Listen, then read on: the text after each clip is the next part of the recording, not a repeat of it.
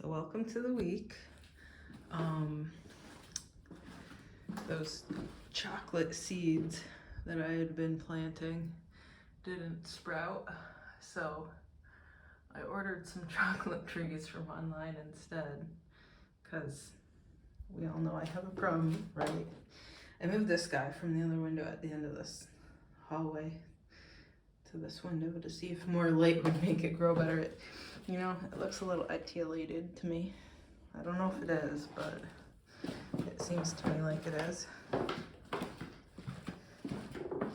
Georgie, you better, Georgie, out.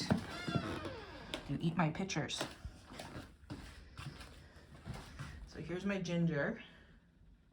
Oh, I figured we'd be inside. As of like 2 days ago, it feels distinctly fall-like outside. So things are definitely wrapping up out there.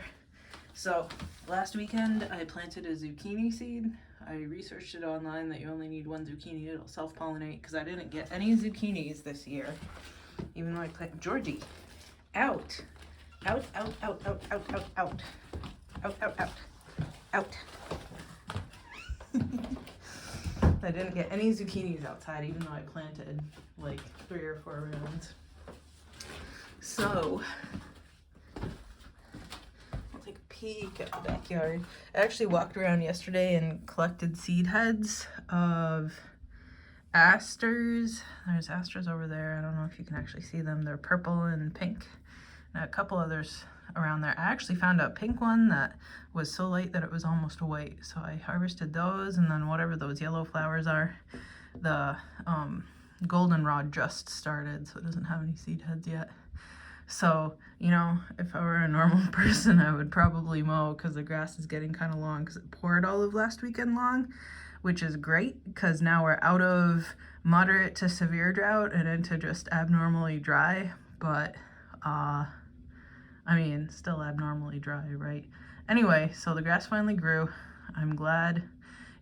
Drought isn't good, but there's always a silver lining to every cloud, right? So the silver lining is I didn't have to mow so much this summer, which is good because I was in physical therapy for all sorts of lower back, like weakness and mobility issues. So future me will have to mow. So April time frame me will have to mow. I don't know if you can see, I think the windowsill's in the way, but those jugs there, so I refilled them. I put that tall narrow form factor garbage bin again on these back steps to fill with water. So I got water from all the rainstorms last weekend. I refilled these jugs. I also have about 10 more jugs just inside my back door there for, oh, that's a wasp, for watering the plants today. So I'll water and then go refill with what's still in that. And it's a clean garbage bin. It was a new garbage bin. It isn't garbage water. So I'll water and then refill them. I think it's supposed to maybe sprinkle a little this morning, but definitely pour in the afternoon. It spat a few drops at me while I was just outside.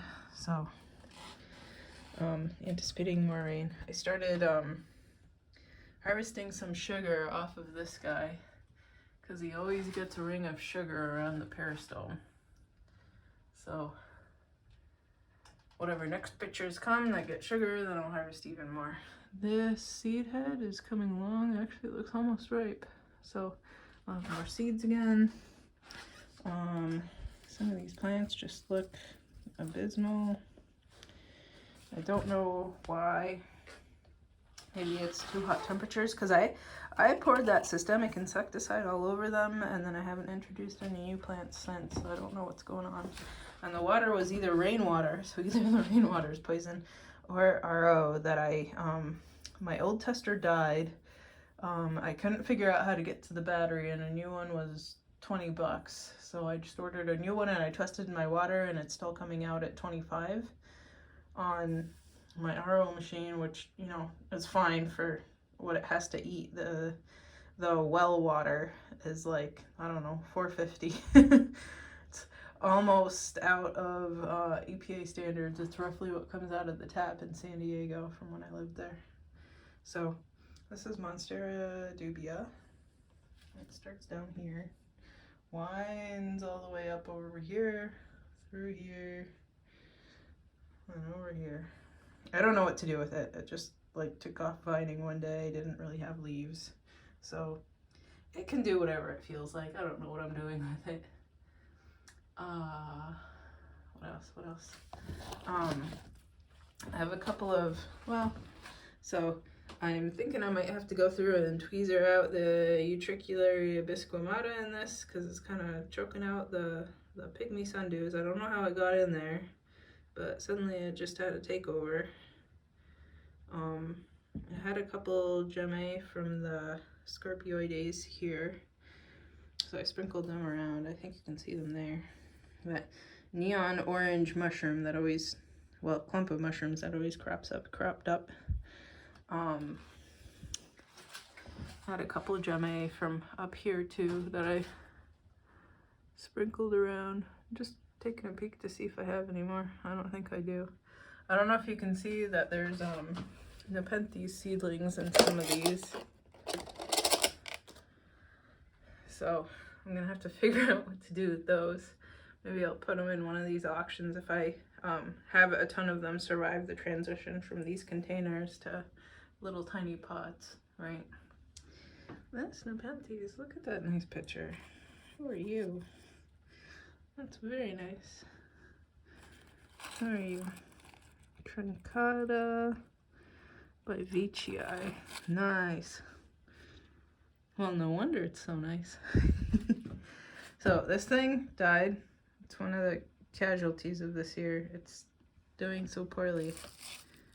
Macrovulgaris. I always kind of wanted Macrovulgaris, but I guess it doesn't want me. This is just sphagnum moss. I don't think anything really took over here. So, fine. This rubber tree used to be up to here. Actually, when I moved here, I think it was up to here. But now, wow, COVID stole so much time. Now, years later, and I chopped it here, right, to get some branches and slow it down. Now it's up to here. And here's the blooms. So Thorelii by Campanulata, right, in quotes Thorelii, because it's from back when Thorelii wasn't really defined. Oh, she just started blooming, so maybe I'll pull some of the Spectabilis by Telengensis pollen out of the fridge. Here's Trincata by Trismatiensis B. Those leaves are actually brown. This thing looks like garbage. I don't know what happened. At least it's sprouting some new stuff. It shouldn't have bugs because I put poison around for bugs, right? So I don't know. And I've kept up on watering. Like, who knows? Why are some of these not on yet? Did it die or something? It's like 8:30 in the morning. They should be on. This is probably from that power event, right? Oh, I think it connects to the one down here, maybe? Well, hopefully they turn on soon. I think I've seen them on. Is it one on the wall? I think it's the one down here. I'll reach through there later. Under that cup I have one. I put the cup over it in case I spill watering, right? You don't want to pour water on electrical equipment. So, I thought I had that blue star fern everywhere, but then I had somebody else split up. Where is it?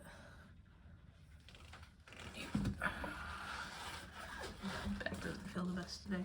See that kind of roughly edged guy? I thought it all died on me. I mean, maybe it did, and this is a different kind of fern, but I'm excited. All sorts of interesting ferns always come up.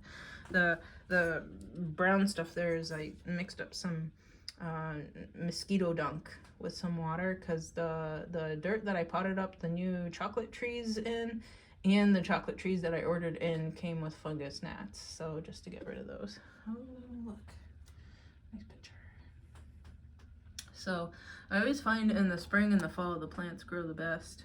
Kind of in the summer they look crummy, and midwinter they look kind of crummy. Should go through and trim off the dead pictures on this peltata, huh? At least it's still alive. R.I.P. my Hemiguitenensis. So Whoa, that looks almost a blue. That's fantastic.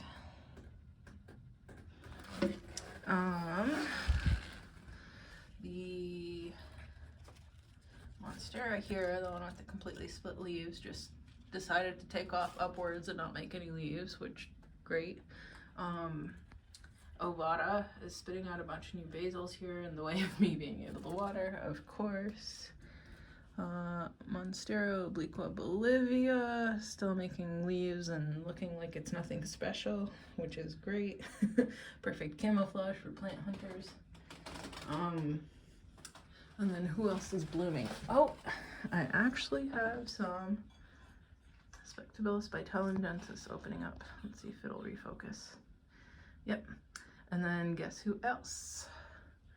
Rob Cantley, gonna bloom. And then this one, I think it's Pulchra.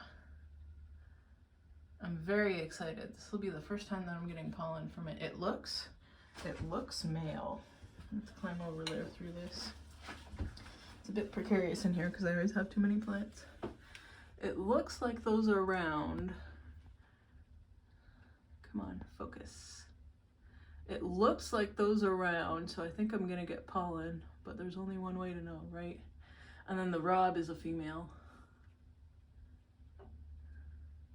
So I'm really excited. Here's how these seedlings are doing. Some of them didn't make it this summer. I let them dry out for one day to get used to, you know, normal watering schedule, and then 2 of these pots died back. But fine, I'll grow the survivors. I think this one looks the best. This is the fortuitous one that has sphagnum moss in its pot. Ooh, that's nice and dry. Definitely time to water. That's actually a Rob cross from my Rob Cantley. This one never really had anything that survived in it. It didn't survive the transplanting from the deli containers to these pots here. So I guess I have a couple of pots to put the little babies in that are in the deli containers, but there's still way too many of them. Oh, and all my pings died. I thought I was doing great with them, but they're all dead now. But one of these guys just has like a volunteer fern coming out of the bottom of it, which, you know, great. That fern's everywhere, and I think this is a fern too. I might be wrong, but it sort of looks like what's coming out of the bottom of this other pot. I think it's a fern. It's with a high level of light. That's nice and dry too. So, we made a decent vlog this week. Okay, so I have to water the plants now, maybe pollinate some, right? And then figure out why these other ones aren't on yet. Ugh. And then refill those rainwater jugs. So, till next week.